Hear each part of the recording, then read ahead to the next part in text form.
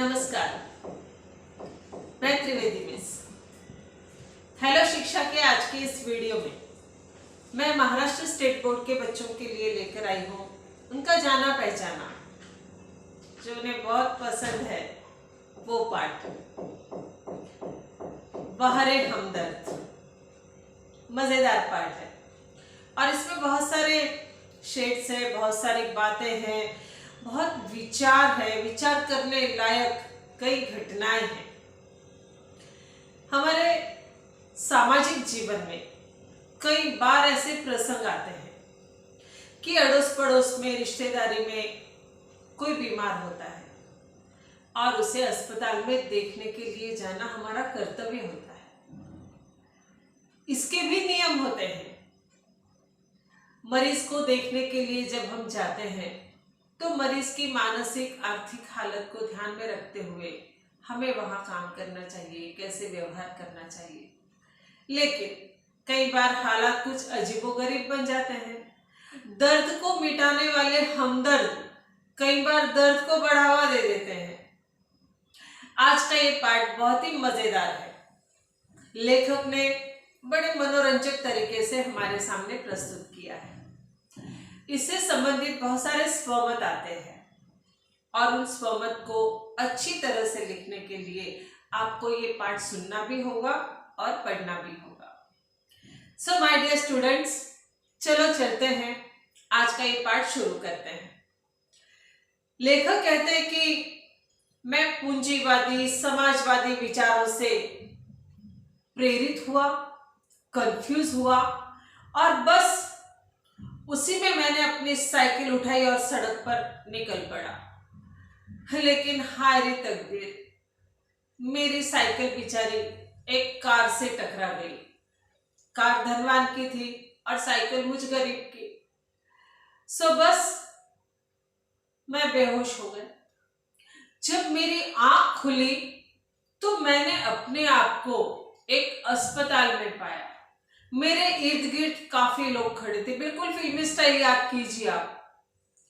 और लेखक ने कहा मैं कहाँ हूं, और जितने वो चेहरे थे, अपरिचित चेहरे, एक आदमी उतावला होकर बताने लगा कि आपकी टांग टूट गई है, एक टांग सलामत है और आप एक सार्वजनिक अस्पताल के प्राइवेट वार्ड में हो।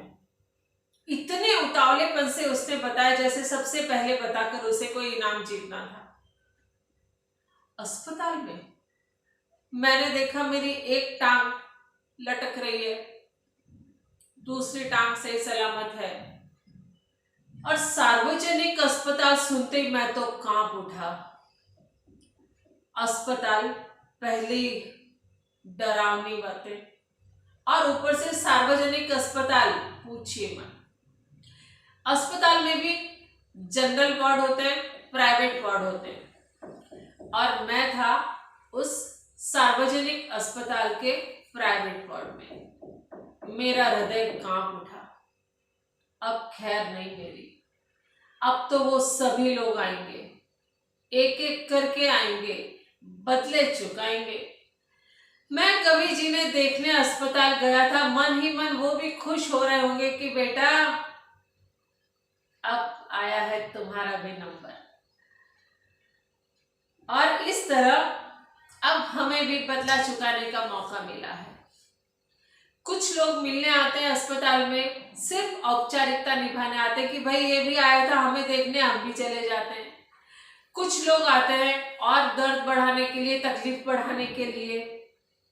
अब अस्पताल में मरीज को आराम की जरूरत होती है, लेकिन उसके आराम का समय हो या उसके जागने का समय हो, उसके दवाई लेने का समय हो, आने वाला थोड़ी ना इतना विचार करेगा, वो तो आधमकता है।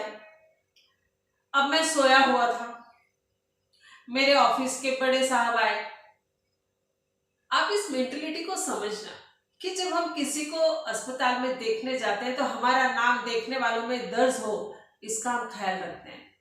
कभी फ्रूट लेकर जाते हैं, कभी फूल लेकर जाते हैं, दूसरे को देखते हैं। मनुष्य का स्वभाव देखो कैसा है। वो कहता है हाँ हम तो स्वस्थ हैं, ये बिस्तर पे पड़ा है और भगवान को धन्यवाद देके निकलता है। हाँ, उसके लिए दुआएं करेंगे वो सब, लेकिन आज का ये पाठ थोड़ा मजेदार तरीके से बताया ना लेखक ने, इसलिए जब बड़े बाबू आए तो मैं सोया था। अब सोए हुए को देखकर जाना तो आने का क्या फायदा। अब उन्होंने मुझे आवाज दी, मैं जागा नहीं, और मेरी टूटी हुई टांग को उन्होंने इतने जोर से दबाया कि मैं चीखता हुआ आंखें खोल पड़ी। और उन्होंने पूछा, दर्द कैसा है? अब आप बताइए कि क्या ये हमदर्द है? ये वाकई में मेरे वेलविशर थे या औपचारिकता निभाने आए थे? हर मोहल्ले में, हर कम्युनिटी में एक ऐसा व्यक्ति होता है, स्त्री हो या पुरुष, जो कहीं भी कोई भी बीमार पड़े जा धमकता है। ऑलराउंडर, दुख में सुख में हर जगह वो मौजूद होता है। ऐसे ही हमारे मोहल्ले में थी एक सोनाबाई। 4 बच्चे थे उनके, चारों बच्चों को लिए आ धमकी, और बच्चे भी कैसे शैतान। सोनाबाई बच्चों के साथ आ धमकी और कहा, ये देखो चाचा जी, जैसे किसी अजायब घर में ले जाके, चिड़िया घर में ले जाके, और देखो बंदर, वैसे। अब मेरी एक टांग लटक रही है रेत की थैली के सहारे, मैं ये सोया पड़ा हूं। एक आया, उस रेत की थैली के साथ बॉक्सिंग की प्रैक्टिस करने लगा।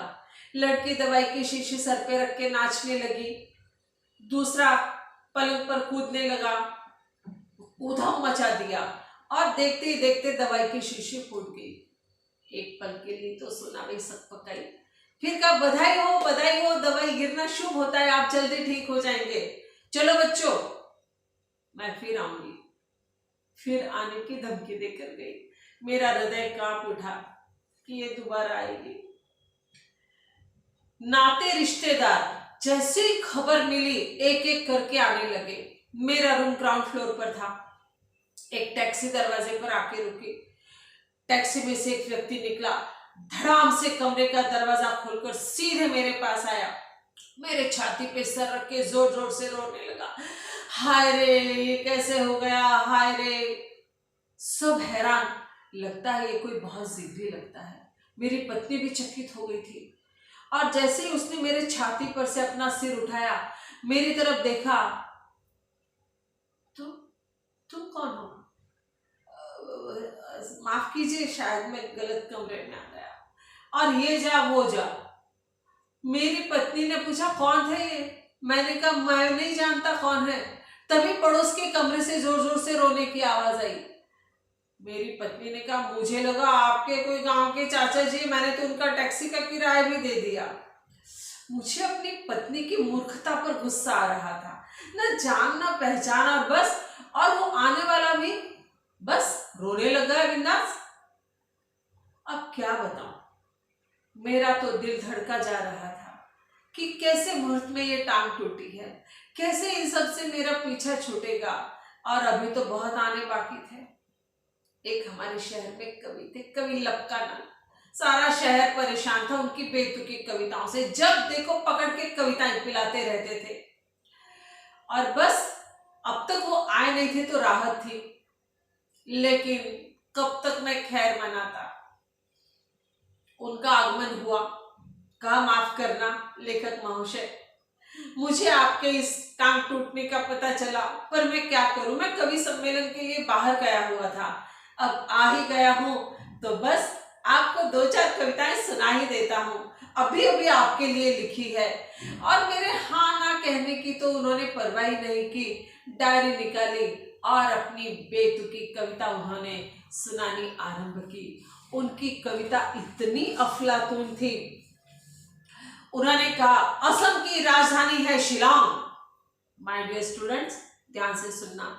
असम की राजधानी है शिलांग, मेरे दोस्त की टूट गई है टांग। शिलांग टांग, बराबर ना, टांग कहते हैं लेकिन कविता है ना भाई।